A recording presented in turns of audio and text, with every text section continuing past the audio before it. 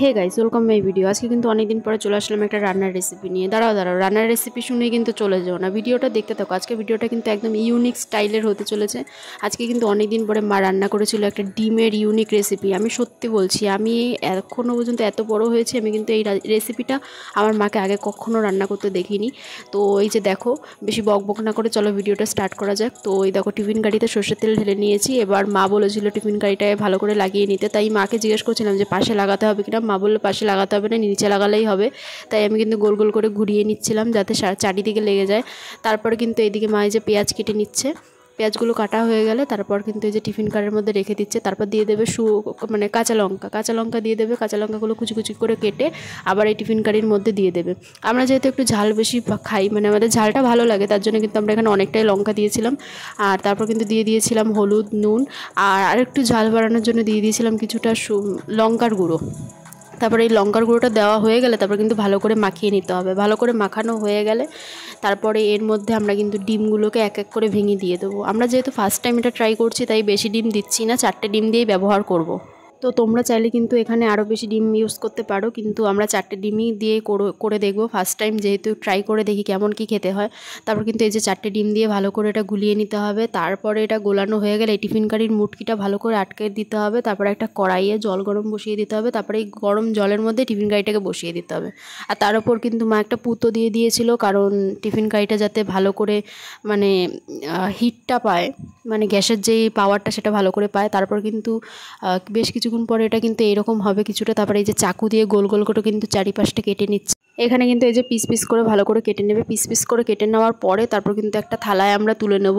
এইটা কিন্তু এই যে ডিমটা কিন্তু এটা অনেকটা ভাপানো টাইপের হয়েছে, আমি ঠিক বলতে পারবো না, যদি আমার কিছু ভুল হয়ে থাকে তো সরি। জানি না, আমার মনে হচ্ছে এটা ভাপানো টাইপ, মানে ভাপিয়ে ডিমটাকে সিদ্ধ করা হয়েছে। তারপরে কিন্তু এটার জন্য আমরা মশলা করে নিচ্ছি। তো এইখানে আমরা ইউজ করছি মশলার ফার্স্ট আইটেম হচ্ছে গিয়ে শুকনো লঙ্কা ভালো করে বাটা হয়ে গেলে তারপর আদা রসুন সেগুলোকে কিন্তু বেটে নেব। তারপর আদা রসুনটা বাটা হয়ে গেলে আমরা ধনে গুঁড়ো, জিরে গুঁড়ো এর মধ্যেই কিন্তু দিয়ে দেবো। গুঁড়োগুলো দিয়েও ভালো করে বেটে নেব, যাতে আমাদের মশলার মিশ্রণটা ভালো করে মানে ভালো করে পেস্ট হয়। তো এখানে এইগুলো দেখো, এগুলো দিয়ে বেটে নিচ্ছি। তারপরে দিয়ে দেবো কয়েকটা পেঁয়াজ দিয়ে ভালো করে বেটে নেওয়ার পরে আমাদের কিন্তু এই মশলা বাটা কমপ্লিট। তারপর কিন্তু এইটাকে একটা বাটিতে তুলে নেব। তারপর কড়াইয়ে তেল দিয়ে দেবো। কড়াইয়ে তেলটা গরম হয়ে গেলে আমাদের যে কেটে রাখা ডিমগুলো ছিল সেই ডিমগুলোকে কিন্তু এখন ভেজে নেব। আমি ভেবেছিলাম ডিমগুলোকে হয়তো আগে যেরকম ছিল সেভাবেই রান্না করবে, কিন্তু মা বললো যে না, ভেজে রান্না করলে আরও বেশি টেস্টি হবে। তো এই যে ভেজে রান্না করছে। তো গাইস, তোমরা যদি কখনো এইরকমভাবে বাড়িতে রান্না করে খেয়ে থাকো তাহলে অবশ্যই কিন্তু কমেন্টে জানিও। আমি জানি না কে কে খেয়েছো, বা যদি খেয়ে থাকো অবশ্যই জানিও। আর যদি না খেয়ে থাকো অবশ্যই বাড়িতে ট্রাই করে দেখো। আর যদি ভালো লাগে আর কি মানে কি বলবো, কমেন্টে বলে যেও যে ভালো লেগেছে। আর যদি ভিডিওটা ভালো লাগে অবশ্যই সাবস্ক্রাইব করে কিন্তু পাশে থেকো। আর এইদিকে দেখো, আমার কিন্তু ডিমগুলো ভাজা হয়ে গেছে। ডিমগুলোকে তুলে নেওয়ার পরে তারপরে মধ্যে দিয়ে দিয়েছে আলু। এবার আলুগুলোকে ভালো করে ভাজা হয়ে গেলে আমাদের যে বাটা মশলাটা ছিল সেই বাটা মশলাটা কিন্তু এর মধ্যে দিয়ে দেবে।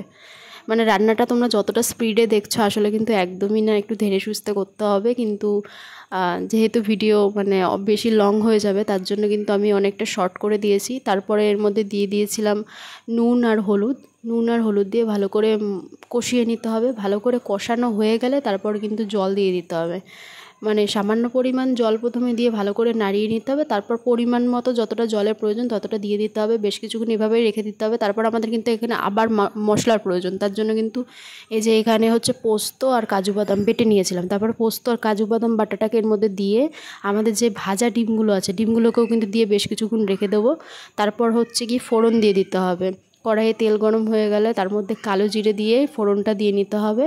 আমাদের এই রেসিপিটা কিন্তু অলমোস্ট প্রায় কমপ্লিট। তো তারপরে কিন্তু ফোড়নটা দেওয়া হয়ে গেলে আমরা কিন্তু তরকারিটাকে আবার কড়াইয়ে ঢেলে দেবো। তারপর হচ্ছে গিয়ে দিয়ে দেবো গুঁড়ো গরম মশলা বেশি না, সামান্য পরিমাণ গরম মশলা দিয়ে দেওয়ার পরে কিছুটা ঘি দিয়ে দেবে মা। মানে সামান্য পরিমাণে ঘি ছিল আমাদের ঘরে, ঘিটা শেষ হয়ে গেছিলো তাই এইভাবেই দিচ্ছিল। তো ঘিটা দেওয়া হয়ে গেলে কিন্তু আমাদের এই যে রেসিপিটা তৈরি। তো ভিডিওটা ভালো লাগলে অবশ্যই গাইস সাবস্ক্রাইব এবং লাইক করে পাশে থেকো। তো চলো, টাটা, বাই বাই।